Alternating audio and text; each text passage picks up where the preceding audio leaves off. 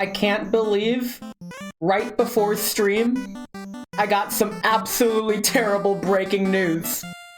They sacked Logan Sargent. They sacked my boy! And I'll explain what all this means after two things. One, congratulations Tadadu on being first, and congratulations 2K for being frisked! But yes, Logan Sargent is an F1 driver, the only American F1 driver right now, and he was sacked a few hours ago. And I'm sad. Look how they massacred my boy. The second worst performing driver on the grid, behind Lance Stroll, of course. He's not the only American F1 driver. What did he mean by this? Wow. Anywho, we can head back to my room. That's all I wanted to show off for now. As you can see, I'm still drinking my Sayuri sake from last time. There are no more American F1 drivers. Well, yeah. You're not making much sense, but okay. The good news, you can't be the only one. Hey, welcome in, Mayhem. Thanks for the sub. Wow. Wee you. Congratulations, you made it in. You made it this stream. You're about to hear me confess something terrible. I'm actually a fake fan, as per the title. The reason I say I'm a fake fan is because I've only been following F1 since 2019. Yeah, I've been hosting watch-alongs of every race, like, since then. But I've really only started watching F1 since 2019. I haven't really been super invested in the sport until 2019. I can't remember exactly why. I think that's also around the same time. You're a fake fan because you don't— I'm not even gonna read that comment. This is ground-shattering, heartbreaking, truly, this is the worst. But yes, your boy's a fake fan. Absolutely saddening. But yeah, I started racing around 2019, and I really started to, get into motorsport. Like, I've always wanted to get into motorsport. When I was a little kid, I really liked, like, NASCAR, but my parents wouldn't let me watch NASCAR because my parents thought it was boring, therefore it was boring and not worthy of their son's attention. I guess in reality they just don't want the TV being hogged by a kid wanting to watch the same thing for 3 hours as they proceeded to watch the news and football, which is the same fucking— it's fine. Gotta do why? Bruh, that's just what he always does. That is... You must be new here, come on. You subbed for 4 months, and you're still asking why. Like, come on. Anyway, I am going to take another sippy and prepare to yap about everything I know about F1. Nice bottle of Pepto-Bismol! Thanks, it's actually Sayuri Nigori Sake. It is imported sake, and it's actually really sweet. It's so sweet, it'll knock you off your feet. Yeah, you want it all, but you can't have it. It's good. It's really good. And once I start really feeling a buzz, I'll put the bottle away. I don't want to finish the bottle because then I'll be too drunk to go to work tomorrow, I guess. But yeah. You may notice I'm streaming on a Tuesday. I don't normally stream on Tuesdays. This is because of a combination of a bunch of life things that came together and the weather to be like, alright, I guess this is my stream day today. And then I'm gonna try to stream on Friday. I had to cancel last Friday because I just couldn't. I fucking couldn't. That's all. Oh yeah. Formula 1. The pinnacle of motorsport. TM. It is allegedly the fastest motorsport. The thing is, though, there are cars that can go faster than F1 cars in a straight line. Like Indy cars, for example. They have more power due to different regulations. And on an oval track and in a straight line, Indy cars can go faster. But they cannot corner faster. So on most road courses, F1 cars are the dominant car. Except for Spa-Francorchamps when Opie dropped the metal pipe on the track, causing all the F1 cars to spin out so Porsche could make a unregulated extreme car just to see how fast they could go, and it like set a new world record. Hi Opie, happy Tuesday. Hope your day's been well. I'm starting to get there. I'm gonna take another sippy. I should be feeling it shortly. I started drinking like 10 minutes before stream. Once I start feeling it, I'll stop. Okay, that was a bigger sippy than I had intended. But it's fine, I'm drinking straight from the bottle, don't worry about it. But yes, Formula 1, where 20 of the greatest race car drivers in the world, well, okay, maybe not the best, 20 of the richest race car drivers that are qualified. They race some of the fastest machines in the world. Stroll exists. See, that is precisely why I amended my statement. Yeah. There's some people in F1 that really shouldn't be in F1. They are not skilled enough to be in F1, and they're not rich enough to stay in the team. For example, my boy, Logan Sargent, who got axed like a few hours ago. It really is a skill issue on the fucking FIA. God damn, they're skill issued so hard sometimes. They have like more than one job, but come on. Really hot take, thermonuclear take, bring Michael Massey back. So for those who don't know, Michael Massey used to be the... Thanks for that. But yes, Michael Massey was the F1 director, like the guy that... He was the race director for all the races.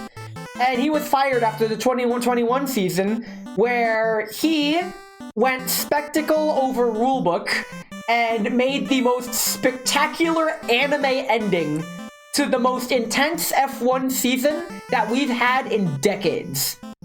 Now, was it rigged? Kinda, yeah. Was it funny as fuck? Abso-fucking-lutely. And was his reply based? More based than any freaking chemical non-solution ever. Like, freaking the Mercedes team principal, Toto Wolff, was frantically on the radio, and he's complaining, and after hearing complaints from him all race, Michael Massey just says, Toto, it's a car race. We went motor racing. And bam. Even since that last race live, I was on Massey's side when few seemed like they were in general too. I mean, in retrospect, I will say that what Massey did was, by the book, a dick move, but in terms of ending the season on a very entertaining and spectacular and fucking incredible, memorable note, instead of a boo, that ending season sucked. Like, yeah. Think of it this way. I like to think of it this way. My friend once asked me, would I rather watch an anime that was really good, but had a really shitty fucking ending? Or would I rather just watch a mid-anime with a good ending? And what Massey did, he basically topped the climax of an intense, incredible, absolute cinema of a season with the most possible cherry on top imaginable, all thanks to our good friend Nicholas Gotifi, the greatest Formula 1 driver who ever lived, don't quote me. And unfortunately, he is no longer in the sport, but it's fine. It's fine. If he didn't crash at the end, none of this would have happened, and we would have gotten a regular boring-ass end of the season. Team LH probably wouldn't be as rabid as they are today, but they would still be rabid. That's like Infinity -5 versus Infinity. Like, mathematically, they are equivalent. You could quote me on that, by the way. Like, mathematically, that's how it works. Alright. So, I'm there enough to be voicing my opinions on Twitch, but I'm not quite there enough to be, to really feel. I'll take a couple more sippies. He's only the GOAT because Ragunathan wasn't allowed to compete due to the unfairness he'd bring to F1, understandable. So, Mahavir Ragunathan is probably one of the racing drivers to have ever lived. And, honestly, I would probably do about the same job as him. Not gonna lie. Except, unlike him, I can do a 3-point turn. But that's besides the point. The point is, I've been playing Assetto Corsa lately, and I am so bad at it that I might actually stream it one of these days. But no, so that segues nicely into Classic F1. I am now about to yap into what little I know about Classic F1. All of this was spurred on by, if you do, let me know because you join in. If we can get Assetto Corsa to work co-op, G11 wanted to join too. We could do a freaking 3-way co-op stream and it'd be a disaster. But over the weekend, if you're in the Discord, I held a tabletop simulator game night with Heat, Pedal to the Metal. And actually, let me get it up. Let me pull it up. Give me a second. if we just go here and I go to this scene. So Heat Pedal to the Metal is a racing board game where you play as classic looking F1 car, like 60s looking F1 cars. Like you can see on the box. There we go, there's a good picture. The box even has cars that resemble the classic F1 cars in the day from the 60s. Like the Lotus 25, the Lotus 49, which are both on Assetto Corsa. I don't even need to stream, understandable, have a great day. But it's a really fun game, I love it. This is one of my favorite board games of all time, to the point where I bought the game and its expansion, and I spent a weekend in Discord just doing a hand cam screen share of me sleeving all the cards and just chatting and yapping with y'all. Well, yeah, really fun game. And they call that era the 60s because it took 60s for the drivers to be prepped for a race. Understandable. But yeah, these cars are based on the Lotus 49. This guy. This monster of a car. The freaking way too powerful of a car for what it is. You're basically death on four wheels. This car wants to kill you.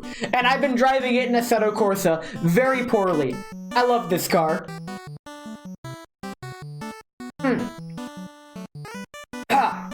Oh, this sake is good. Well, yeah, this car revolutionized F1. I forgot exactly how. It introduced, like, new technology and a more powerful engine. Really lightweight chassis. It's basically a bathtub with wheels. And it actually can go almost the top speed of a modern day F1 car. Like, if you put them together in a straight line and in a drag race, it can keep up. It's insane. So yeah, as technology improved, they started adding wings. As you can see, the wings give very, very much needed aerodynamics. So how these cars work, all fucking 400 to 600 or whatever horsepower is going to just the rear wheels. And you can see how light the car is. The power to weight ratio is just off the charts. You tap the throttle, and if you tap it the wrong way, you're spinning out just because of how much freaking torque is being delivered. So, when you're in a corner, the rear really wants to get away from you, just because the downforce on the car is just not there. The forces pushing the car laterally from its sheer momentum, from the speed it's carrying, cannot keep up with the normal force on the wheels and that keeps the car on the ground, not to get too technical. So they added wings. These wings, what they do? They're basically airplane wings but upside down. Whereas airplanes generate lift with their wings, these spoilers and front wings, they generate downforce. They use the same aerodynamic principles, but instead of creating lift, they create upside down lift. So if you flip the car upside down, in theory, it could fly. Please do not try this at home. But yeah, they, ooh, more pictures. Yeah, the front wings, this car needs a rear wing badly. There we go, here's a good one. Wii Shop, yeah. You could buy one of these on the Wii Shop. Too bad they closed down the Wii Shop. Don't at me. Oh, man. Oh, I love how these cars look, too. Okay, so half of the stream's just gonna be me gushing about race cars, okay? Quick disclaimer. Everybody fucking assumes that just because I'm an engineer means I know everything about cars. I don't. I fucking don't, okay? I just really like how they sound, I like how they go, and I like driving them. That. Alright, let's go. So, once these wings were introduced, there's no going back. Because wings, they keep the car on the ground, allowing the car to take the corner a lot faster. And when I eventually do my Assetto Corsa stream, you'll see that in full effect when I try to drive the Lotus 49. Silly, you're an engineer, not a car-engineer. You know what? Truer words probably have been spoken, but on the scale of 1 to true, those are pretty damn true. You know everything about engines? I actually don't. Thermodynamics was one of the courses that I kind of skimmed through, honestly. It's one of those few courses that I didn't bother actually learning the concepts. I just memorized the bare minimum required to pass the course, which in hindsight was a big mistake. It's fine. I didn't need much thermodynamics to graduate. Don't tell my future employers. That's another thing I have planned for a future Tipsy Talk. Wait, I have it right here. I made a, on my phone, I have a bunch of Tipsy Talk prompts. Let me pull one of them up. Tipsy Talk from an estranged engineer. Don't at me. Time to get Ness fired! Well, you can't get me fired because I'm technically not in an engineer role right now. I mean, it does have engineer, the word engineer is in my job title, but I'm not doing really pretty much anything that I went to school for. Thank God. Even though I would like that. Where was I? Right. Formula 1 aerodynamics. Let me take another sippy. That is enough sippy. I'm putting the bottle away. So, okay. Now I have water. It's fine. With the advancements of Formula 1 aerodynamics, the cars would only get faster. And here we see the next iteration of, you can see how the chassis evolved, and basically it was the Wild West of Formula racing. All the teams were doing some crazy stuff to the cars to not sacrifice drag and find that perfect balance between aerodynamic downforce and top speed, because all this extra stuff just adds drag to the car and slows it down at a top speed. It also adds weight. One does not simply put the bottle away. Fucking watch me, dude. But yeah, over the course of the years, I lost my train of thought, but actually, let me just Google it. F1 double chassis, the double chassis, this thing. So, this guy, a twin chassis here, meant the car could handle more than other cars, such that it didn't quite need as much downforce from big wings as the other cars. And this was eventually banned because a lot of reasons. One, I think there was safety concerns. The cost to make it was ridiculous. Other teams couldn't catch up, and it's all like, well, okay. Also, this took advantage of the now reintroduced Venturi effect, the ground effect. A lot of the aerodynamics came from the suction from the bottom of the car, just because of how the floor was built, which is why it eliminated the need for that front wing here. And as you can see, it was later banned. But yeah, double chassis for double the fun. And yeah, it was banned. Let me look at 1980s F1 cars. So now we're in the 80s, and this, you may think just because it has the red and white that it was a Ferrari. No, this is a McLaren. But sponsored by not the same cigarettes that Uwo smoked to generate cancer awareness. But the 80s were really good, apparently. Really, lots of racing legends like Ayrton Senna. That's a name that's thrown around a lot. I have not kept up with the 1980s season. I have, however, tried to race the 1980s F1 cars in the F1 2020 game, I think. To no avail, actually. I cannot handle this car. It is too hard to handle. It is worth noting that these cars are really hard to handle. The classic F1 cars don't really have any driver aids. They don't have any traction control. Their suspension is extremely stiff, and you gotta know your shit. Your boy does not know his shit. I'm not a real race car driver, despite how much I want to say I am. The reality is I am dog shit. As you may see if you tune into any of my Assetto Corsa attempts at just going around a track and having fun. But yeah, if we go to the 90s, you'll see that the cars are now starting to get slimmer. And actually, the Williams car with 6 wheels. One of them, this fucking guy, was eventually banned, like, almost immediately. But because it had 6 wheels, it was able to do more. More wheels meant more fun. It was actually this guy. Here we go. It had superior performance, but then they updated the rules to say, nope, 4 wheels, sorry.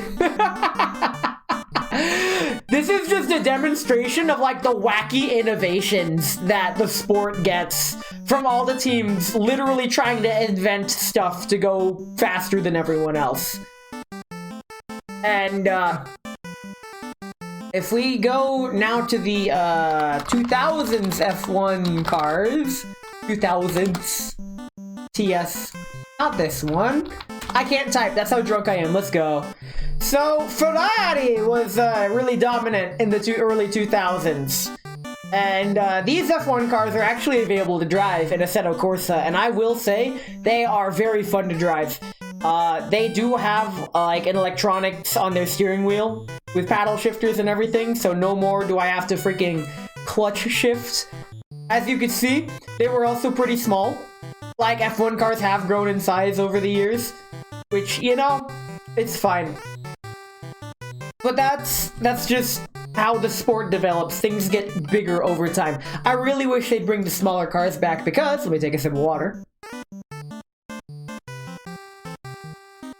A big contention point in the 2010s era that I do have a lot of exposure to. If I look at the 2010s F1 cars, a lot of things happened in the 2010s. Like, you could see the nose is a lot higher than the front wing. For this one, one of the years, the nose looked like it had a dildo protrusion. I think it was, which? It's one of them. It was really funny looking. But, yeah, the late, like, after, I think it was 2013, yeah, F1 Turbo Hybrid era. Here we go. This is what I wanted to lead into. So, the Turbo Hybrid era was when they introduced the Turbo Hybrid engines as opposed to completely naturally aspirated engines. And as you can see, McLaren fucking dominated. Like, everyone, like, McLaren took almost all the podiums, and they literally just won all of the championships. F1 Chernobyl Hybrid era, what does that even mean? But yeah, because this is the most recent era in F1, aside from the current era of F1, this is, for better or for worse, what I know the most about, and it was dominated by Mercedes. Before, it was dominated a little bit by Red Bull, but now Red Bull and Ferrari were on the top, but then Mercedes just completely fucked away with it, especially Lewis Hamilton. This guy! 7-time world champion Lewis Hamilton.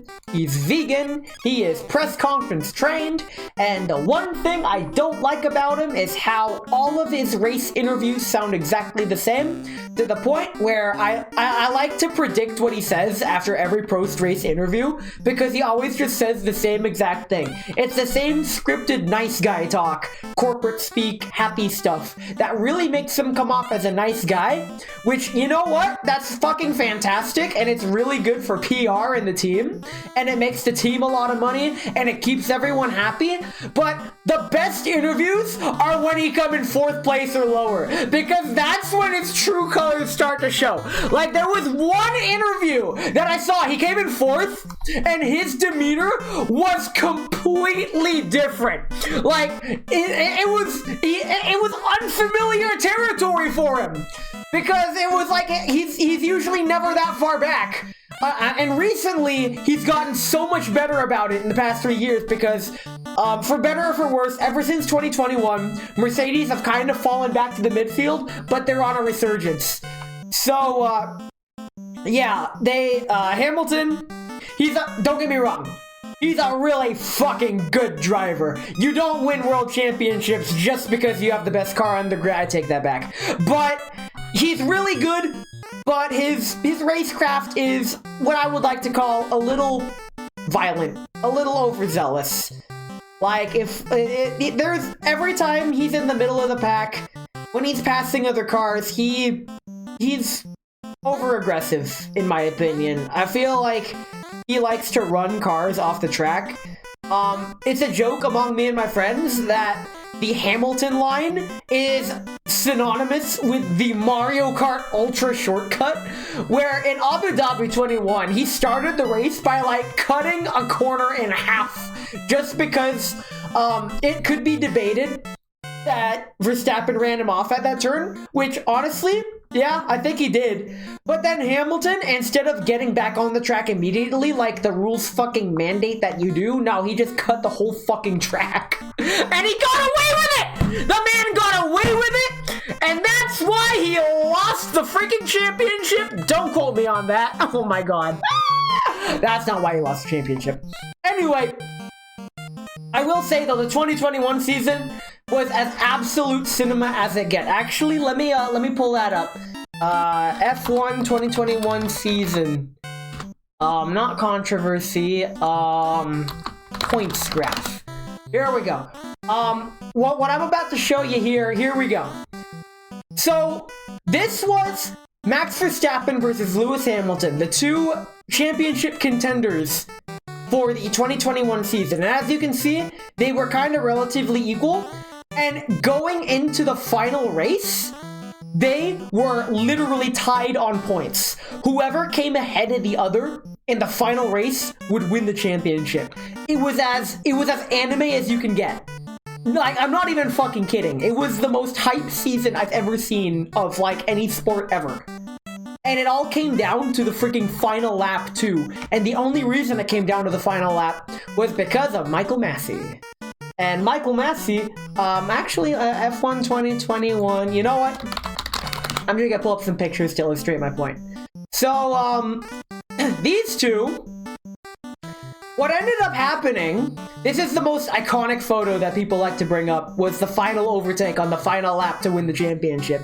And the reason it happened was because earlier in the race, Latifi did a pro gamer move into the wall. He took the Ness 122 driving line and went oopsies right into the barrier. And what this did, towards the end of the race, it brought out the safety car and it lined up all the other drivers such that Verstappen and Hamilton would be side by side. And Verstappen pitted for fresh, softer tires, and Hamilton stayed out on his old hard tires. And for those who don't know, there's different tire compounds in Formula 1 and most motorsport, actually.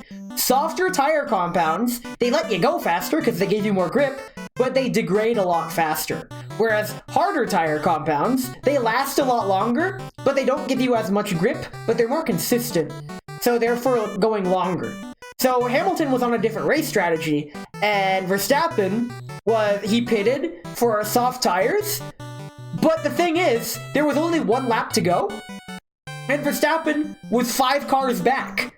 There was no possible way for Verstappen to catch Hamilton, except for the fact that the 5 cars between Hamilton and Verstappen, they were lapped cars. There was lapped traffic between the two racers. And normally the rules go, when you're behind the safety car, you can see all these cars, and there's Hamilton in the back, 1, 2, 3, 4, 5. These are the 5 lapped cars. Normally, they give the safety car a whole lap to let all of the lapped traffic by, letting everyone bunch up again, and then they restart the race. However, Michael Massey, unfortunately, his legs were sore because the weight of his fucking balls helped make his decision to say, "You 5 may pass, everyone else stay where you are," and he let these 5 drivers pass by, which let Verstappen be right on the back of Hamilton, and they would have a 1-lap shootout to decide the championship. And what a fucking 1 lap it was. Verstappen on fresh rubber versus Hamilton full defense on old rubber. And Verstappen took the dive and he made a heroic pass into turn 1, and that sealed the championship. And it's very controversial because technically this shouldn't have happened, but Michael Massey, the race director at the time, he found a little loophole in the rules that says it's like up to the race director to like use his discretion. And apparently what Massey thought was, instead of ending the most spectacular F1 season we've had in years under the safety car, where they just cross the finish line at like 60 miles an hour in a line behind the safety car, and yay, congratulations, you did it, you win the championship, you're not even racing to the line. Instead, he went full balls to the wall. He's all like, no, this is a racing sport. You guys are racing to the line. Let's fucking go. And he just let him loose, and Verstappen did what Verstappen does, and he just fucked off to take the win. And that's how he scored his first F1 champion. And we can see here, he's happy, and Hamilton, like, you don't even need to see his face through the mask. He is clearly not happy at what happened. It's understandable.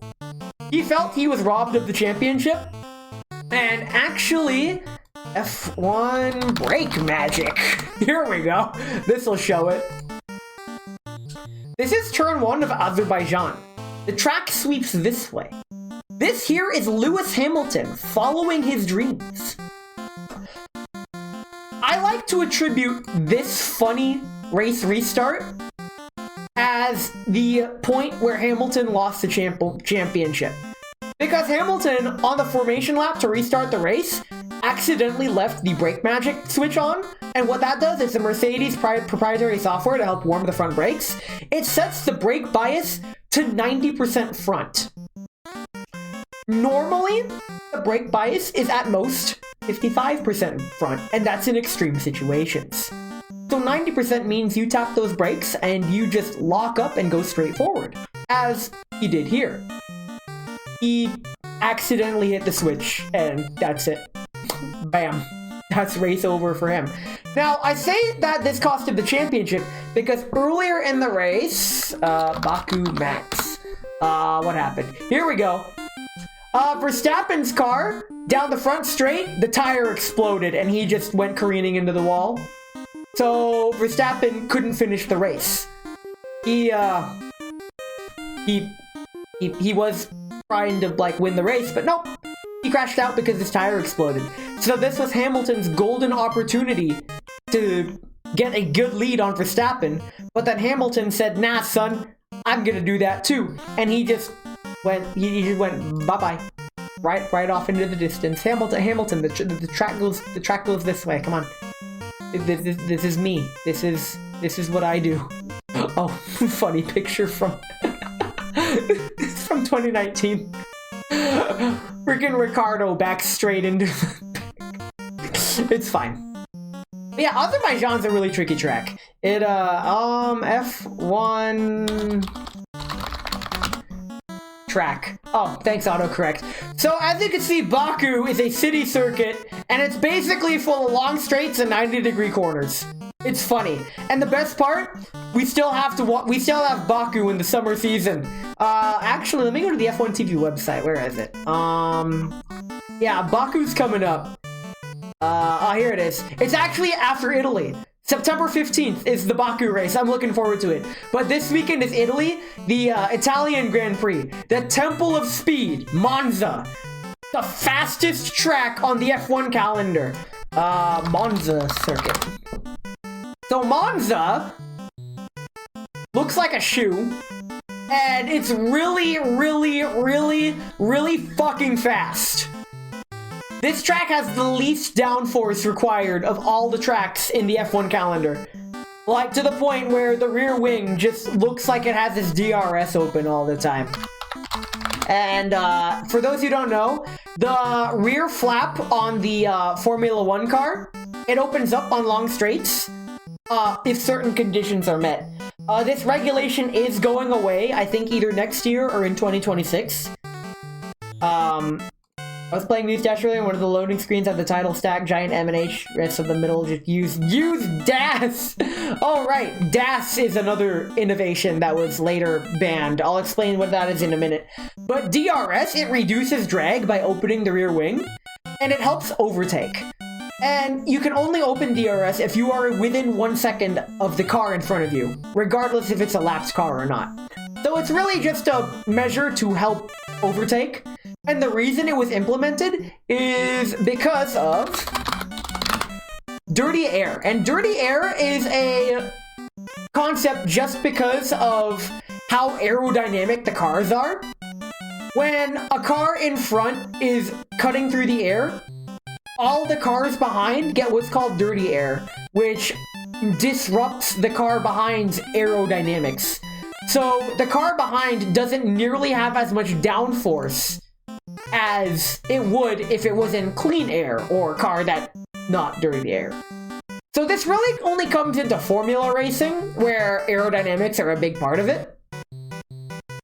But the new regulations with the F1 2022 regulations. So with the new cars, they reintroduced the ground effect that was seen in that double chassis car back in the 80s. So they can produce a lot more downforce from the floor as well.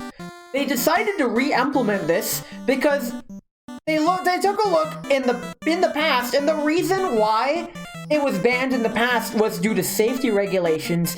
Technology had not improved enough to be able to handle that ground effect safely. But now that aerodynamic technology has advanced so far, they decided to reintroduce it to great effect. Because of this ground effect, the Venturi effect underneath, the rear wing can be redesigned such that it doesn't produce nearly as much dirty air. Instead, it completely just deflects the air above the car behind, so the cars can follow a lot closer, and it significantly reduces the amount of dirty air the car behind experiences, which helps racecraft overall.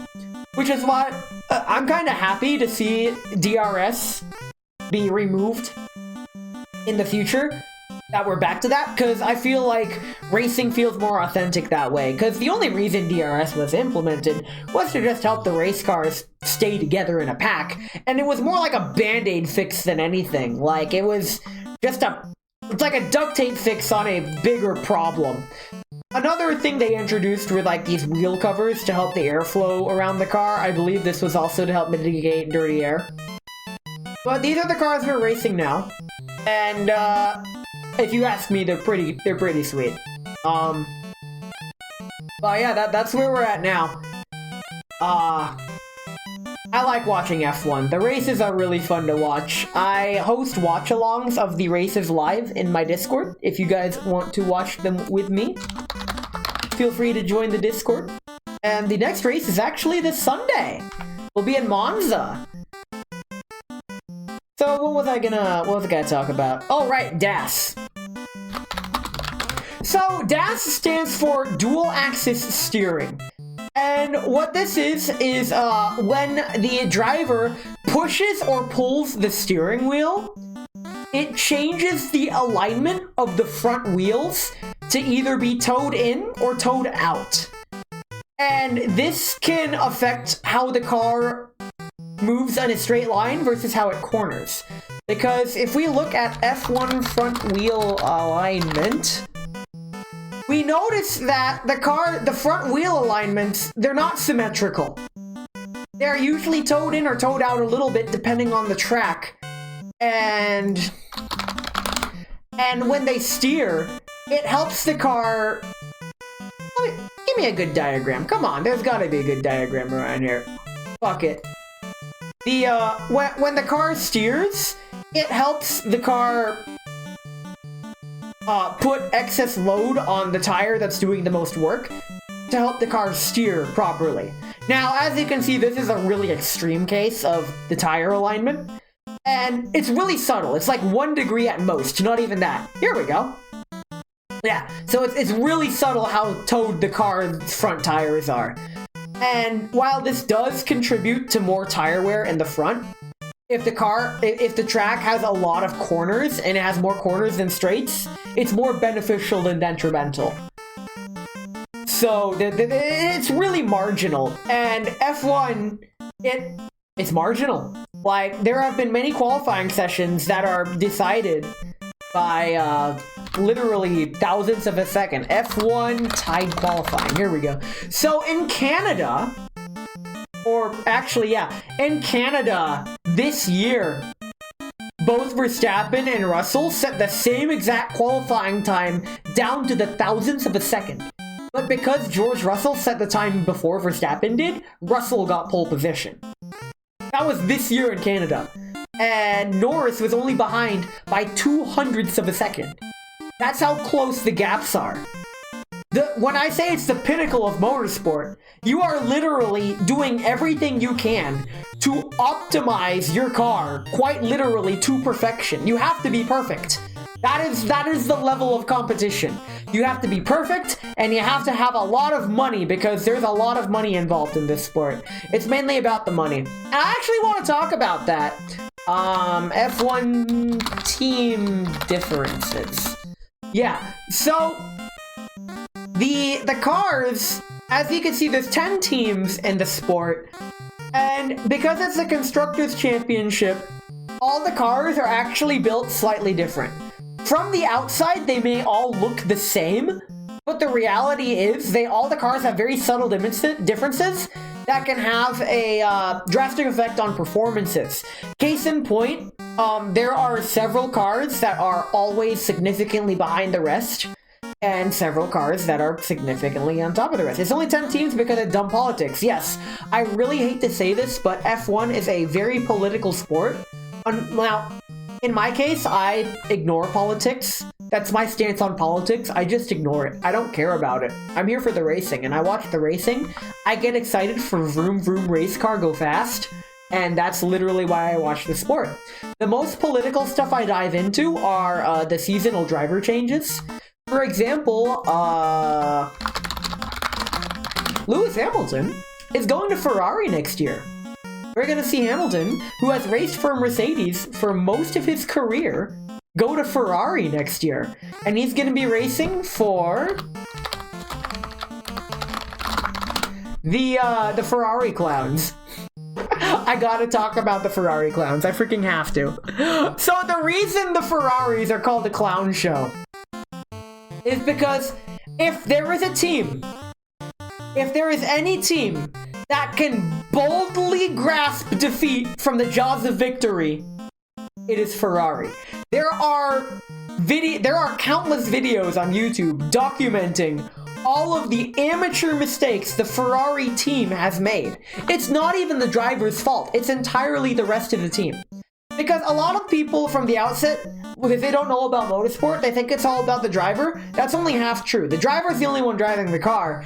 The rest of the team, the pit wall, is relaying strategy information and telling the driver when to pit, when you need to push, when you need to go, lay back, cool off, etc.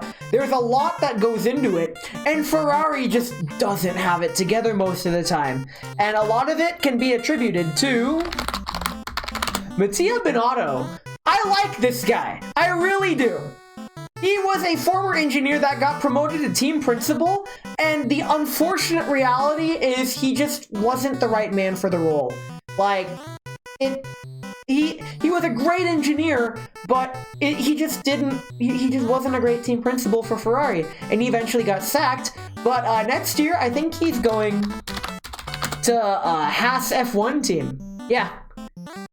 Speaking of Haas F1 team, I gotta talk about Gunther Steiner. This man is the funniest F1 man I have ever seen. He speaks in funny accent just because of his nationality, but don't worry about it. He looks angry and he sounds angry, but honestly, most of the time, he's happy. He's okay, listen, he's like me in that he sounds funny and he's either entirely happy or entirely angry. Except most of the time I'm entirely happy. And the reason why everyone loves him is mainly because him and him alone salvaged the entire Netflix documentary called F1 Drive to Survive. Which if I just look at it here, Formula 1 Drive to Survive on Netflix. This is the most hottest shit show of a documentary I've ever had the misfortune of laying my fucking eyes on. Season 1 was alright, but then season 2 and the rest is like, oh, I hate it. I genuinely fucking despise it. You know, Ness, it makes sense you call yourself a fake F1 fan. Oh god. Being a racer requires tireless dedication. Funny you should say that. Give me a second. Did somebody say tireless? This happened, wait, not this one. It wasn't this one. Yeah, I didn't see this season. But one race, the tires just flew off the Red Bull. But, where is it? Here we go. It was the, what car is this? This looks like the 2020 season. Yeah, in 2020, Hamilton went way too long on his tires and his tire blew on the final lap. And he still won the fucking race. That's how dominant Hamilton was in the turbo hybrid era. Like, it was scary for sure. Tires exploding aren't much of an issue. In the world of racing, every lap is a new opportunity to turn things around. Understand?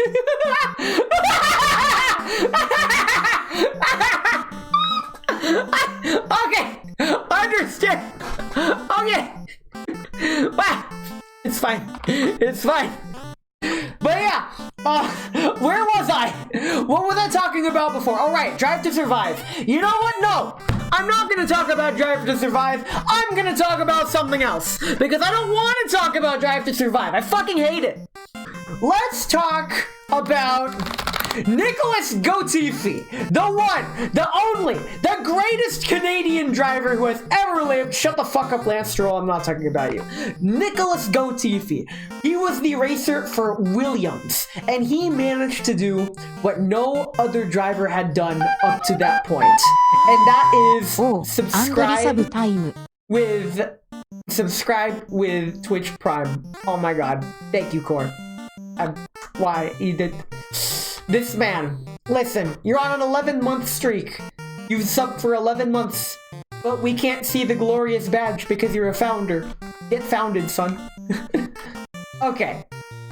But yeah, Nicholas Latifi, the #1 greatest driver ever.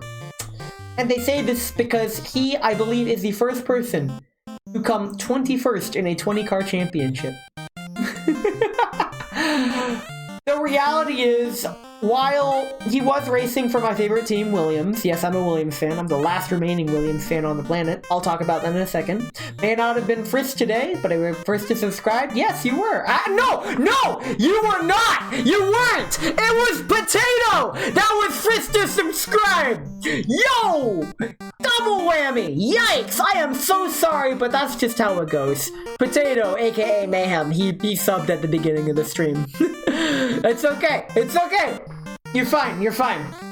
There's always next month. Oh, I'm not going anywhere. Don't worry. But as we can see, there was a time when he did get first in FP3 in the practice session because it rained, and he managed to set the fastest dry lap before it rained. So this picture is forever goated as the goat. You meant as a founder. Oh yeah, you're right. And when you're right, you're right. Understandable, have a great day. But yes, Williams F1. We're gonna look at Williams F1 X. As you can see, they're sponsored by Duracell, and they put the Duracell battery on the air intake of the car, which is literally the most pro gamer move I've ever seen. Not sure how well you can see it. Let me see if I can find a better picture of the car. But I freaking love it. Now, it's funny. The reason why I became a Williams F1 fan was because when I was shopping for F1 merch, Let's do that right now, actually. Let's shop for F1 merch. If we go to the official F1 store, and we look by...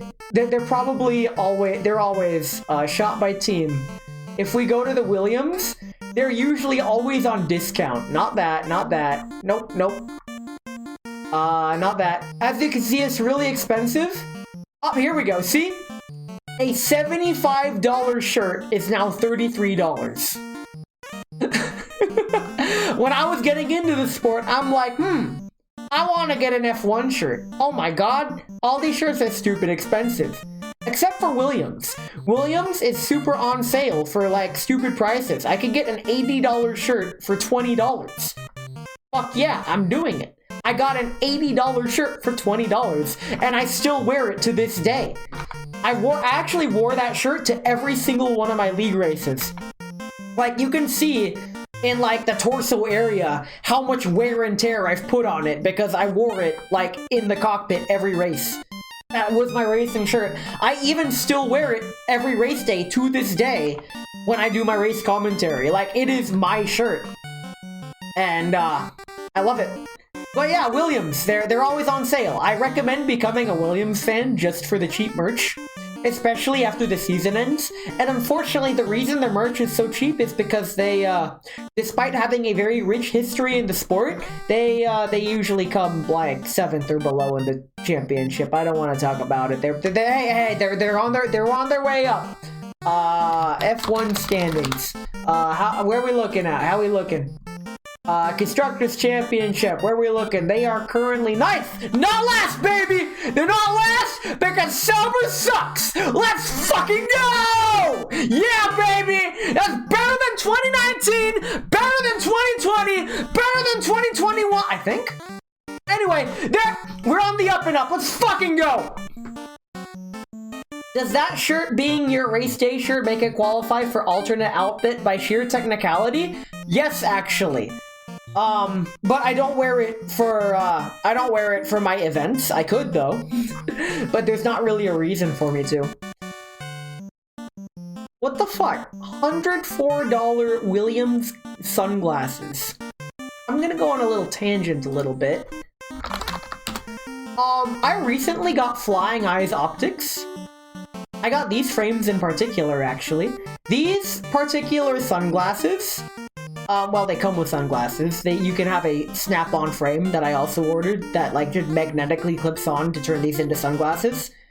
These are specifically for pilots, motorcycle riders, or people who have to wear glasses with a headset for a long period of time. And these frames are crafted in such a way that they are very durable, but also very malleable. So they're very comfortable when they don't press up against your head, leave a mark, or anything when you're wearing your helmet or headset. You paid less for that for your Pit Vipers? Bear in mind, these glasses, as you can see, $229, they're not cheap. And if you're like me, who wants to get a prescription, where is it? Where is it? Oh, these are the specific non-RX bifocals? Oh yeah, these are the non-RX. If we get the prescription... Where are they at? Here we go. If we just go for the prescription one, the RX, it also costs another, like, $200 tacked onto it, just for the prescription. It sucks because the vision insurance doesn't cover it, because their insurance don't count for shit. But I was able to use like a discount code from a YouTuber that I follow. Shoutouts to Fort9, Ryan F9. He makes quality motorcycle video content. But yeah, you get 10% off, so I saved a little bit there. The Williams ones look like $100. You paid $80 for your Vipers. Why are sunglasses so expensive? What the fuck? What the hell? Anyway, yeah, I guess I'm just looking at F1 merch now. Wait, let me shop. Let's look at Ferrari merch. Let's see how expensive. You could get a $100 Ferrari shirt, a $50 Ferrari hat, a $150 Ferrari hoodie. I mean, You could get a $150 black Ferrari hoodie, and all it has is like the Ferrari and Puma logos on it. That's it. That's it. You're better off going to like Walmart or some shit, getting a black hoodie, and then going on Etsy and finding a Ferrari logo patch and just patching it yourself. Genuinely. Like, seriously. This is why, ooh, they have scale models of the F1 cars sometimes. I considered getting these before realizing, wait a minute, where would I put it? And if I were to get one, I'd get a really cheap one, like this really tiny one. I got fancy ones that are anti-glare and super UV protective. Understandable, that's pretty good. What the 383 for this model? How big is it? 118 model. This thing must be... Okay, that's pretty detailed, not gonna lie. And you'll see... Alright, I want to talk about this. A lot of people may look at the Formula 1 cars and wonder what the heck this thing is. Because it sticks right here, right in front of the driver's vision. And they're like wondering, what the hell is the halo for? What is this for? It's to protect the driver in a crash. This thing's made of titanium. And if the car flips over or otherwise crashes into a very predicament spot like here, or gets fucked in the barrier so hard the car splits in half, the halo will protect the driver pretty much completely. And it has already saved multiple lives.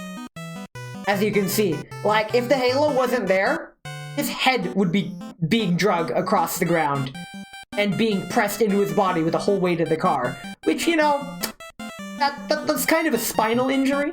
Let's not do that. So yeah, the F1 Halo, some people don't like it. I think it is perhaps the greatest thing to be added to the sport, because not only can the Halo be formatted with like extra aerodynamic stuff. The Formula E Halos, they have LED lights that signify if the car is in attack mode or not. So it adds like an extra layer of like cool factor. Like they have extra stuff with them, but we're not talking about, this ain't about Formula E, this is about Formula 1. So yeah, Halo good. Everyone likes Halo. It's fine. Yeah, like in 2021 in Monza actually, you can see Verstappen and Hamilton crashed like this, and Verstappen's tire is literally pressing on top of Hamilton's head. But Hamilton got up and walked away from this because the halo was there to completely block like the vast majority of the tire from hitting Hamilton's head. Like it just bore the whole weight of the other car. So easily the best safety innovation that F1 has introduced in many years. And the main concern is that this bar in front here would block the driver's vision. And what I want you to do right now, do it right now. Hold your arm straight out in front of you, but hold your hand up. And bring your hand, kind of like, hold your hand vertically up, but like, view it from the side, and then bring it so it's close to your nose. And you'll notice that when you look past your hand, you can see past your hand as if it was invisible. Like, yes, your hand kind of looks like it has double vision, but because your eyes are focused on something past your hand, you can still see past the halo enough that it doesn't actually impede your driver vision. And the reality is, the majority of the time, the driver is not looking dead center in front of them. Speaking from experience, you're either taking aware of your surroundings, using corner references to stay on the line, and using corner references as brake markers, and, I can't type, but it's fine. And how you look through a corner? Oh, here's a good, here it is. Wait, here's a good example of the racing line. When you're here, your eyes aren't looking in front of you. Your eyes are focused on the apex. You're usually almost never looking straight in front of you. Which is why the halo, it doesn't have a significant detrimental impact on how you race. And in fact, a lot of the time, the drivers have claimed, like unanimously, they don't even notice it's there, and unanimously the drivers have agreed that the halo should be implemented. It's not even debatable. A simpler way to describe that effect, your own nose. Yes, actually. Notice how your nose does not get in the way of your vision when you look down. That's it. That's it. GG. But yeah, Formula 1. Cars drive fast. I love it. It is a fast sport. Nice thumbnail, see? Like, when the car's upside down and sliding, the halo will take most of the force for you. Like, yes, the helmet will also be ground into the ground, but you don't have to bear the full weight of the car, because the halo will do that for you. You also missed my other comment when you mentioned the scale model cars for merch. Oh, yes, let's look at that. Let me scroll up. Scale model of Science's car and modded to play Smooth Operator! So, Carlos Sainz... Whoops. So, Sainz likes to sing Smooth Operator. Oh, this shirt is great! So, Carlos Sainz is one of the Formula 1 drivers. And when he wins, he goes Smooth Operator over team radio, and it's great. You can see it on YouTube. There's plenty of YouTube highlights of it.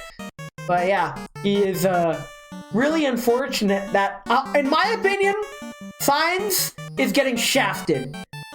I don't care if he's going to my favorite team. Carlos Sainz deserves much better than getting shafted by Ferrari. I think Sainz deserves a championship contending car. Put Sainz in a fucking Mercedes. Give Sainz that second Red Bull seat. Let me look at Sergio Perez. Look at this dude. Look at this dude. This dude, I'm not gonna sugarcoat it. This dude is washed. Let's see if I can find it. Okay, last season standings. Here's what he did to his teammate. Here's Max Verstappen. Sergio Perez was driving the same fucking car, right? And what the guy did here, he took the stats and he doubled Perez's stats. At the end of the season, Verstappen had 575 points to fucking fuck off with the championship. Perez, when his score was doubled, was still less than Verstappen's. He scored less than half of his teammates' points. Verstappen fucked off with 19 wins. Perez only won 2 races that season. Double that and it becomes 4. Verstappen was on the podium 21 times. Perez was only on the podium 9 times. Less than half of his teammates in the same fucking car! Sir, I don't care how much money you're bringing to the team. I don't care how many people love you. You are Lance Stroll 2.0. I do not like this man. He does not belong in the sport. I don't like him. The reason I say all this is because his dad, Lawrence Stroll, literally owns the racing team. Which means this man is driving for free. He has permanent, undisputed fucking job security in the most cutthroat job environment in the fucking world. And all of his teammates have been multiple world championships that leave him in the fucking dust. For example, Sebastian Vettel. Everyone loves Sebastian Vettel. If you don't love Vettel, what the fuck is wrong with you? This man is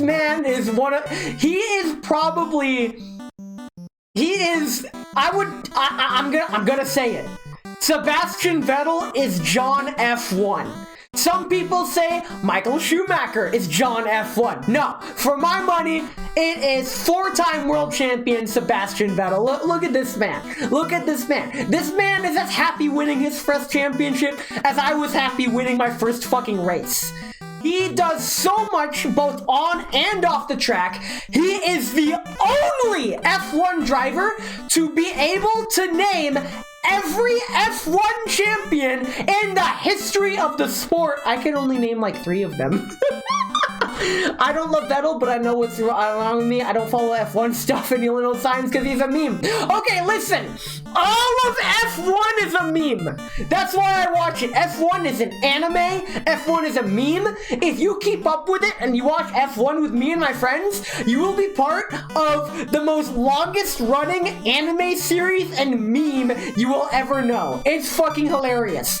Every race can be memed to the point where there are many meme recaps of races and even seasons on YouTube that I've even had freaking watch-alongs of, and you can bet your ass when Alpha Max Nova 1 and the others make a freaking season 2024 recap, we're watching that shit.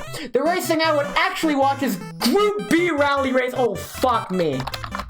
If we look at the Group B rally cars, I play Dirt Rally, and there is one kind of car that I am genuinely scared to fucking drive, and it's these guys. These cars are way too fucking powerful. It is the equivalent, it is the real life equivalent of the video game Kill It With Fire. There is no reason you need to have a fucking 600 horsepower car on dirt roads in the 80s. These cars are more powerful than any rally cars have ever been. And my personal favorite is the Lancia. Not that one. This one. This car will kill you. It will kill you. Because this car is as powerful as the cars I just described, except this is not four-wheel drive. This car has all the car going to the back rear wheels. It's a rear-wheel drive car. Very hard to control. I've tried to control it in Dirt Rally to limited success. In fact, I may stream Dirt Rally one of these days. But this car is scary. Even Jeremy Clarkson is scared of this car. And it's freaking Jeremy Clarkson we're talking about. He's John Top Gear. A rally car that is also a drift car. Yes, actually. I guess to segue into rally a little bit, the Lancia 037 was so fucking powerful. It is the last car, the last two-wheel drive car to win the World Rally Championship. And that was against a four-wheel drive competitor. After that, everything's four-wheel drive. But this car will fucking kill you. Ask me how I know.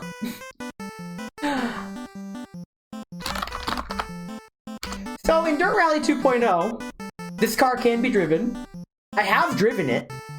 It's really fucking hard to drive. Oh my god. Like, it's scary. It is scary to drive. Genuinely. When I'm at my steering wheel and pedals, because I have a Thrustmaster G920 wheel. You guys should know how important it is to wash your sex toys. That's why priests invented baptism. Oh my god. Yo, sir. This is a motorsport discussion. What I hear is in rural areas, start a taxi service, except the cars are rally cars. Wait, there is a video on YouTube, I think it's the Mitsubishi Rally taxi service, where they took a rally car as a taxi car. It was funny. But yeah, Dirt Rally 2, really fun game. Really fucking hard game. The only thing I hate about Dirt Rally 2 is that it's a single-player DRM game. That shit needs to be fucking banned. If you're a single-player game, do not have DRM requirements. Fuck you. Hey Ness, hey chat. Hi May, welcome in. I've been drunk for an hour. I'm rambling about motorsport now.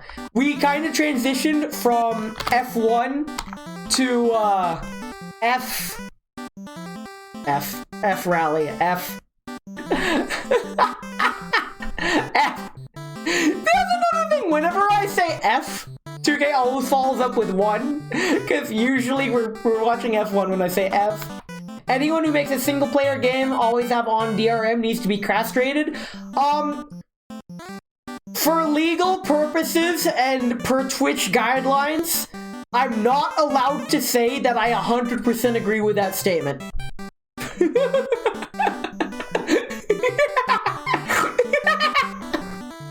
Okay.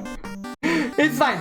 What was I talking about? Alright, I was talking about F1. What other F1 things can I yap about? Right, F1 tire compounds. So for those who don't know, these are the tires used in F1. There are 5 tires. There used to be more tires, but then F1, in a very pro-gamer move, decided to simplify it by, instead of having everyone memorize all 7 compounds, they would simplify it by just keeping things nice and easy for everyone to remember. And it changes per track, technically, but the colors don't change, and it's really easy for everyone to keep track of. I like it. It's a positive change. All the peers can fucking suck it! Also, Pocket Bits to get more channel points. Wait. Has it really been a month? Since the last bits? Sir, please. Listen. Full disclaimer, any money I make from the stream goes back into the stream. You guys! I've said it before and I've said it again. I don't keep any of the money that you guys give me. I usually put it towards the stream. And if anything, I'm just stockpiling it. And it's probably gonna go to like emote commissions, probably. I did get a payout. I think it was earlier. Shortly after my affiliate anniversary stream, I got a payout. So I'm gonna put that money towards getting animated emotes. If you or another artist you know, if you or you know an artist who does animated emotes, please DM me. Just saying. Don't tell me not to donate. I'll donate more to make a point. Sir, no! I am not a female VTuber on the internet! Don't do it! No! It's a trap! Don't!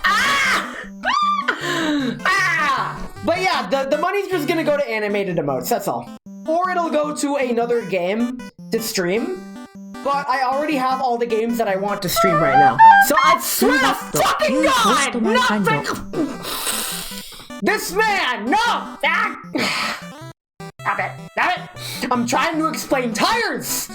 We are going to explain tires. It is now tire time. So, as I explained earlier in the stream, there's 3 different tire compounds. And they come into play when pit stops come into play. Because I have the fucking... But I am not tired. Swear to God. Fine. Thanks for the bits. These will certainly get some good animated emotes. I have so many animated emote slots, and I know animated emote slots are more expensive to commission. So yeah, I'm gonna reach out to some artists, and I'm gonna see what I can do about getting some animated emotes. I'd like to reach out to the same artist that did my current emotes. That way they're consistent. But if he doesn't do animated emotes, I'll just find someone else. But yeah, thanks for the bits. Expect animated emotes in the future. Hopefully by the end of the year, because I know they take a while to make. Animation is tricky. I try to keep things simple though. But yeah, tire compounds. As you can see, there are 5 of them, each denoted by a different wall color. I'll go from left to right. So the white walled tires are the hard compound tires. They have a harder rubber compound, meaning they provide less grip, so you can't take corners as fast. But because they're harder, they are more durable, and they last longer before you need to pit them again. I'm gonna skip the yellow and come to red, because yellow will be a lot easier to explain after I explain the red. The red are the soft compound tires. Unlike the hard, they are soft, make all the sex jokes you want, but because they're soft, they are malleable and can really grip the road. They're easy, they heat up a lot quicker, and they can offer you optimal grip and for most extreme racing conditions, but unfortunately, this comes at the cost of them wearing down fast. So a lot of the times, they can only last about 15% of the race distance before you have to pit for a different set of tires. A soft rubber usually means I'm done. Unironically true in this context as well. Because the softs don't last very long, it's a common strategy to pit the softs and then change to a different compound for the rest of the race. This lets you get the race started as best you can, and then once you've settled in, you could focus on the long haul by swapping to a hard or a yellow-walled medium tire. The medium tire is a nice middle ground between the soft and hard. It's not as soft as the soft, but it's not as hard as the hard, which means you can go, it goes faster than the hards and wears slower than the soft, so it lasts longer. It's a good middle stint tire. And it's up to the teams to gather data during the practice sessions on the 3 compounds of tires, to get lap time data and tire degradation data, to construct a race strategy that will optimize their race so they can have their driver pit at the best lap they can to get the best performance out of the tire. So they have medium tires, but what about the rare or well done tires?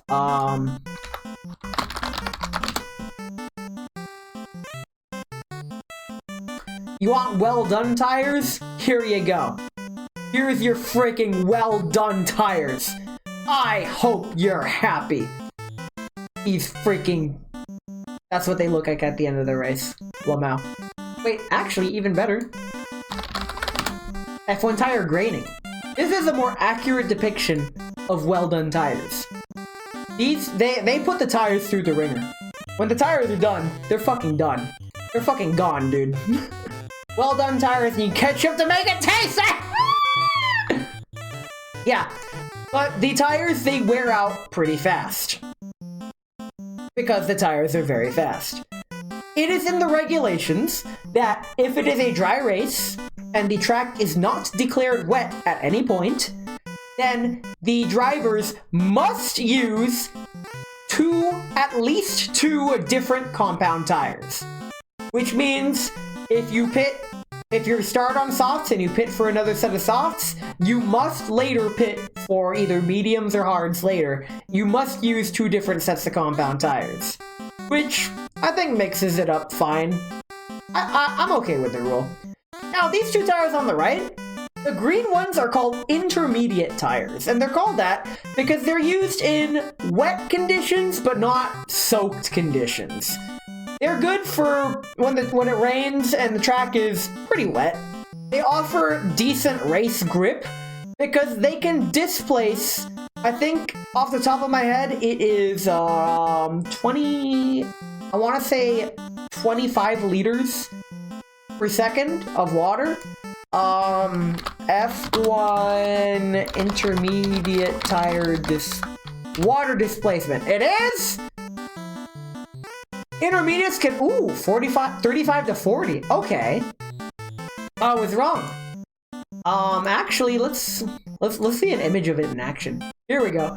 So, you could see in action, that's a crappy picture. Here we go. So, you'll notice that these tires are very grooved. I know it's kind of hard to see, but they're grooved in such a way to displace water from the track to let the tire grip the ground and have the most contact patch possible of rubber on ground with no water in between. It is suffice to say that water on the track decreases your grip. That's just how physics works. Groove, but that's just a regular tire. Sir. The slick racing tires do not have grooves. This maximizes the amount of rubber on the road to maximize the amount of grip you can get. But you can see it in action. The amount of water displaced by a single one of these cars, it just creates a freaking torrential spray in the back. Like, to the point where you can't even see anything. Like, I had to look up F1 rat race. Look at this shit. You cannot even see the cars behind. That's how much water is being sprayed up. You can't see shit when it rains. And that's what makes the rain races really scary to do. Is that because the amount of water being kicked up by the tires is so much, you're literally driving blind, and you just have to trust that everyone around you is keeping in line and playing nice. It's really easy to, like, put one foot wrong. See, here's another good thing. There are 20 cars in this picture. good luck finding them all. You fucking can't. But yeah, the full wet tires, which are marked blue, we almost never see these, because the only time these are brought out is if you're either the Haas F1 team doing funny shit, or if it's too wet to race anyways. So, the race director for safety can declare a red flag if it's raining too hard. For example, F1 Spa 2021? Yeah. Or was it 2022? I can't remember. No, yep, it was 21. So, 2021, it was a race that wasn't a race. But it saw a Williams on the podium, so I'm happy. Basically, it rained so hard in Belgium, they couldn't do the race. So what they did is they just had the cars follow the safety car for like 5 laps. And they ended the race right there. That was the race.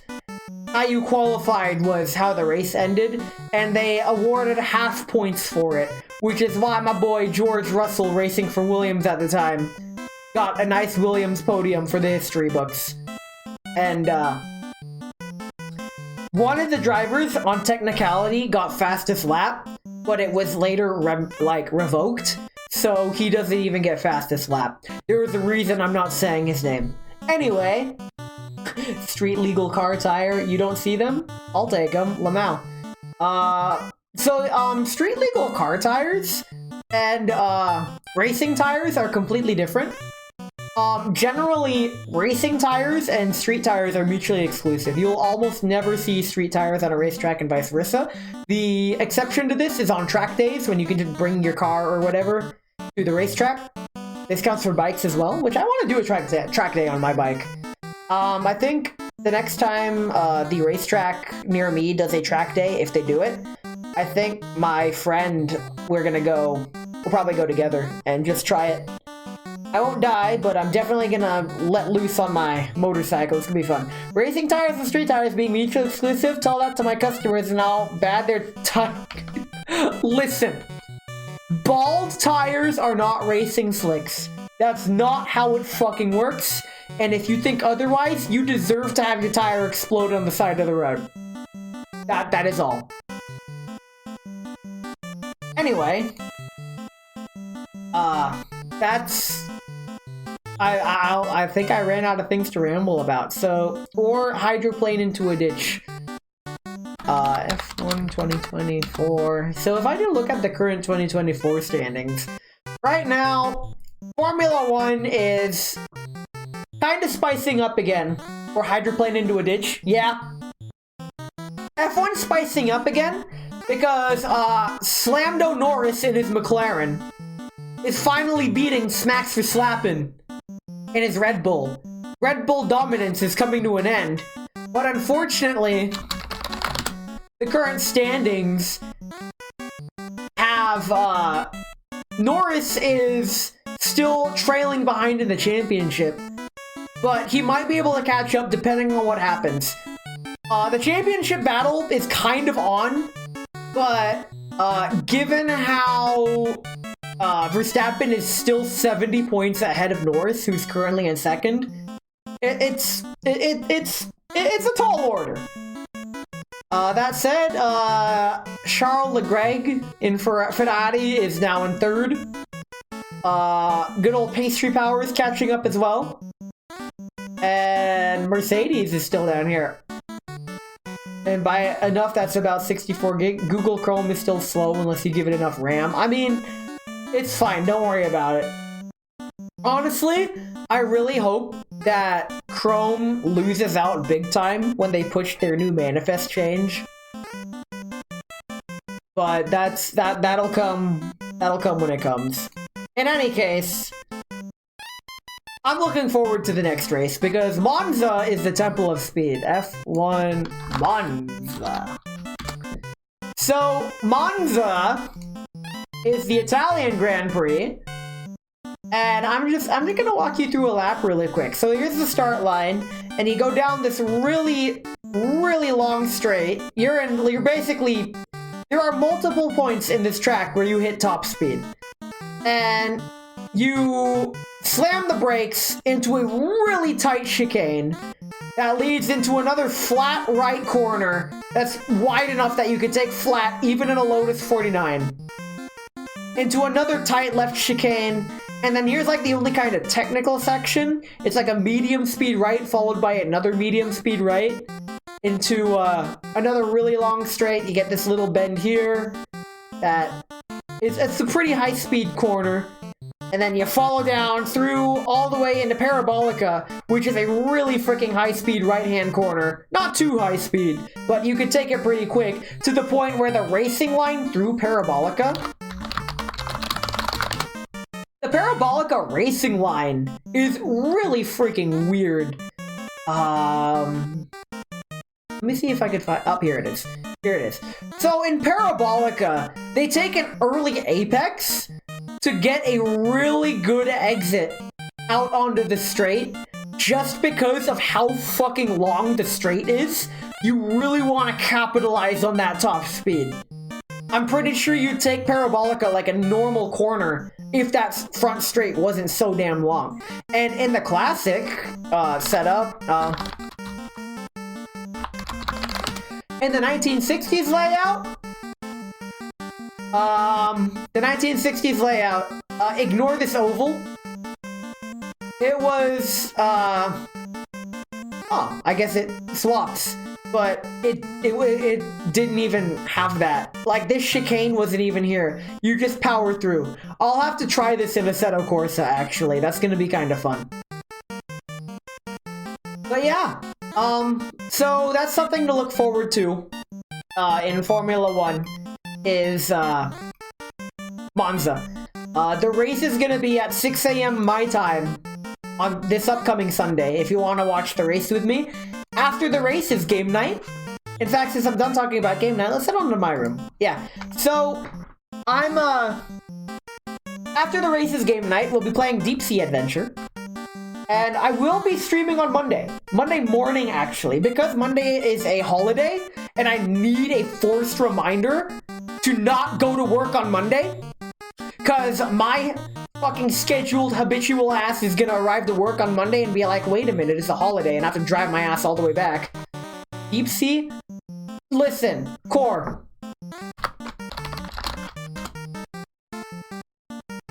Are you scared of this? This. Are you scared of this? This is it. This is the game. This is the whole game. This is Deep Sea Adventure. This is what we will be playing. It is literally a family-friendly kids game for 2 to 6 players. It's a board game. You're being a smarmy prick. I fucking hate this game. Let's go.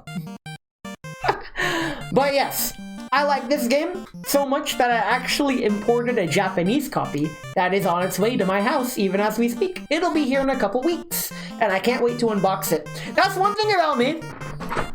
I trial a lot of games on Tabletop Simulator, and if I like the game enough, I make an active attempt to try to get a physical copy of the game.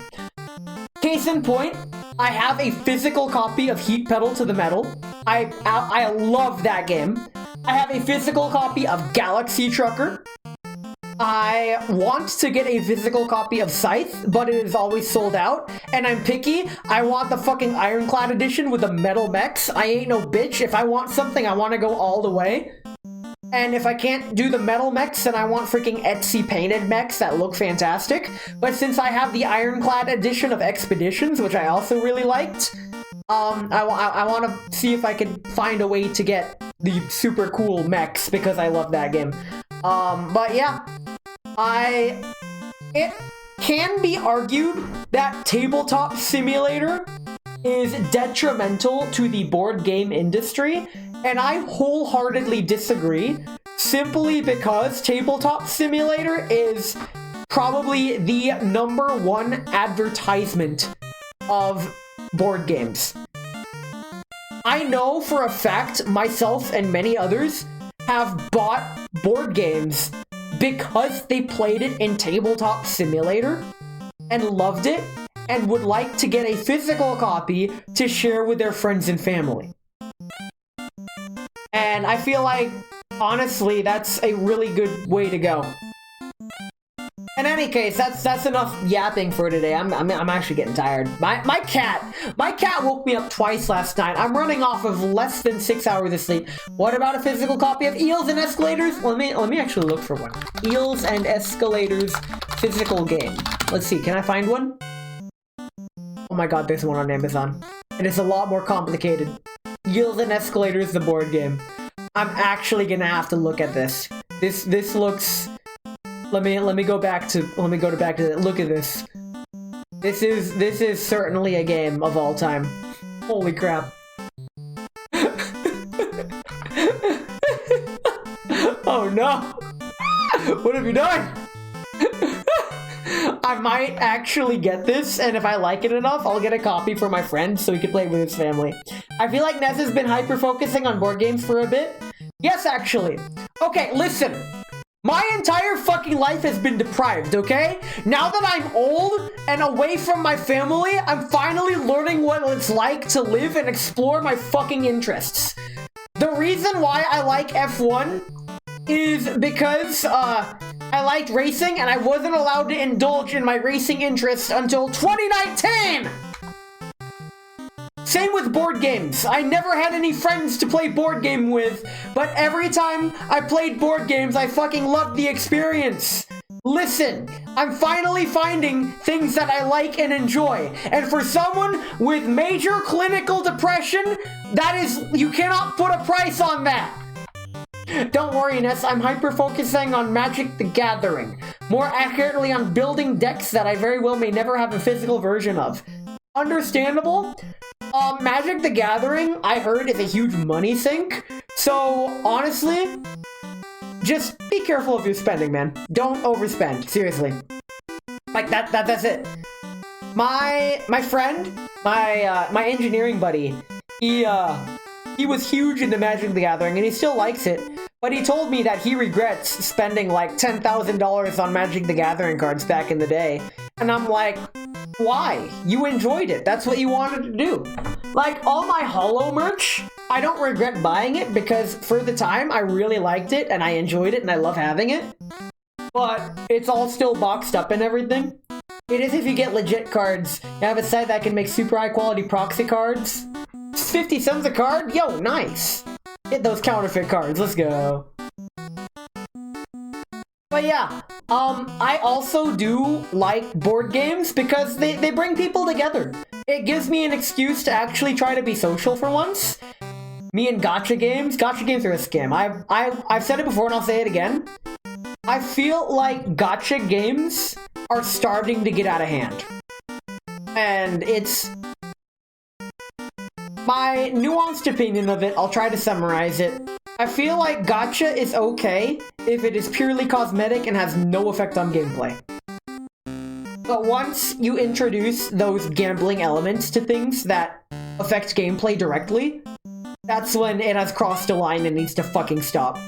For example, Mahjong Soul is fantastic because you get the entire fucking game for free.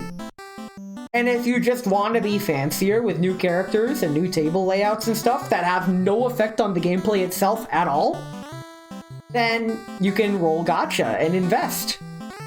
And that's just how it works. And I personally think that's fine. I don't like how FOMO can be exploited with that business model, but that also warps back to it not affecting gameplay at all. That very fine line between gameplay and cosmetic is what saves it for me. That's Fortnite too. I don't know. I don't look at Fortnite. I have no idea about anything Fortnite. Like, literally. I cannot speak for Fortnite at all. But lately, I see gacha games where you go for characters that affect gameplay, and I'm all like, how about you don't? Some MTG cards cost 100 Jesus. You guys realize the One Ring in Elvish? Oh yeah, didn't like some rapper buy that doesn't even play Magic or some shit just because he could? That's whatever. Post Malone bought it from the guy for like 3.3. That okay. Oh, he does play well. Well, I hope he uses it then. Damn, it'd be a shame not to use it. Like, you paid 3.3 million for it, you might as well freaking use the damn thing. But yeah, expect a lot more board games in the future. I am planning on... I am wanting to get together a Heat Pedal to the Metal Championship mode, which I want to do on stream. You don't have to be a streamer to participate in it. You'll just have to be on stream. If you are okay with being on stream with me and some other streamers maybe, and you are consistent enough to be part of the championship and want to play Heat Pedal to the Metal, DM me. Literally can't use it, but they have gameplay legal versions? Well, shit.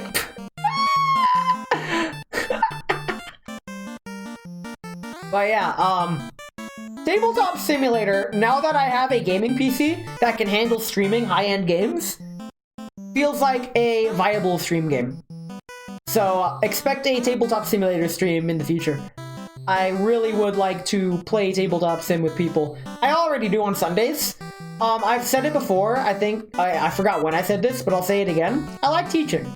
My past job as a math tutor, I really felt in my element when I was teaching something I was comfortable teaching.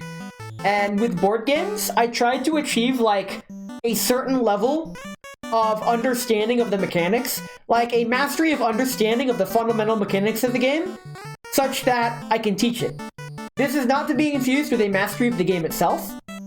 For example, Heat Pedal to the Metal. I quite literally made a PowerPoint presentation to reference for myself to teach the game to the group on Sunday. And while I did make a couple mistakes, I felt, and it could have been improved, I feel like it was a good job.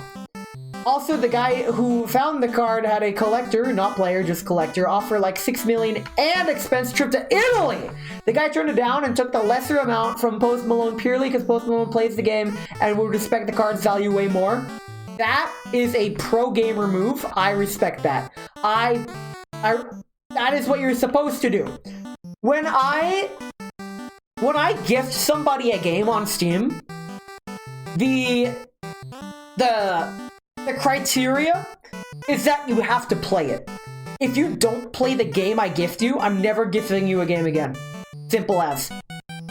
I only want to gift things that people will appreciate. So why? Why? It's gifts! But yeah, that's, and likewise, if someone gifts me a game, I make a point to play it. Like, I am very equal and fair in that regard. I go both ways in that regard. Don't take that out of context, I swear to God. Oh yeah, that's it for F1 Tipsy Talk.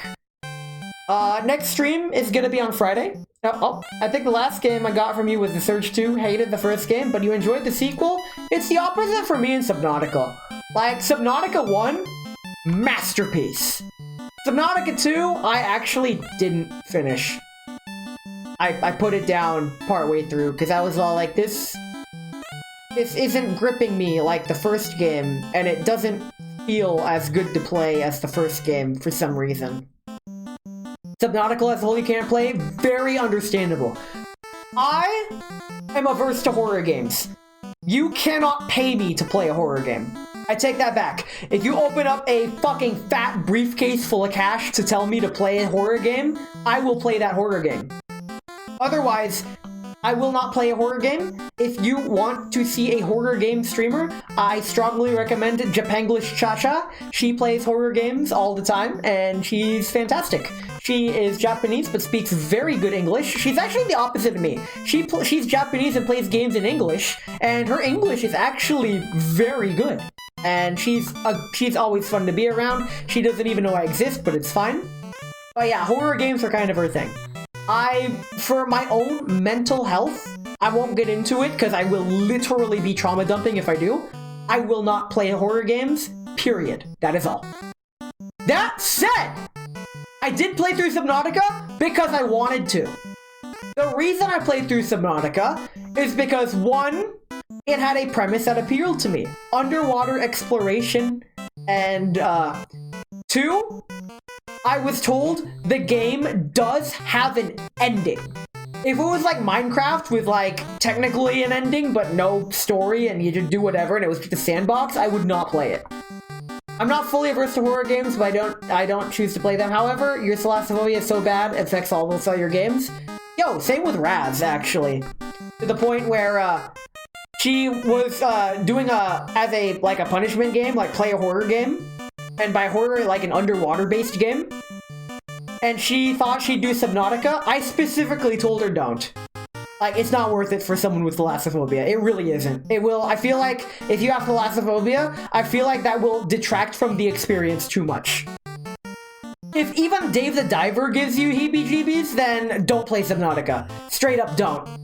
It's not worth it. It truly is not worth it.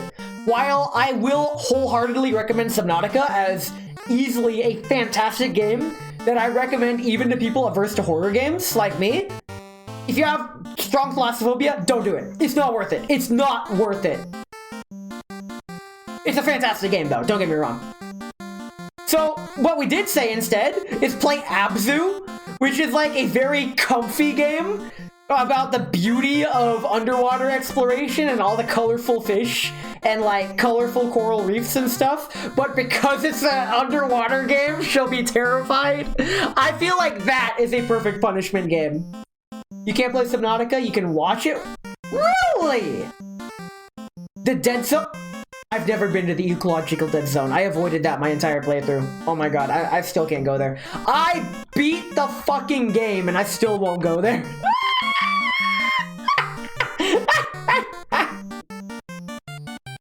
Alright. I've been streaming for a lot. Wow. I meant for this to be a 1-hour stream. Holy moly. Alright, Subnautica bores me. I never enjoy watching others play it. But, bruh. Games aren't always about watching. Games can be enjoyed. That's another thing a lot of people don't realize about streaming. Streaming a game is a lot different than playing the game. And I guess I'll just glance on this really quick since I'm kind of running low on time for myself. What if you enjoy games by watching them? Then by all means, go for it.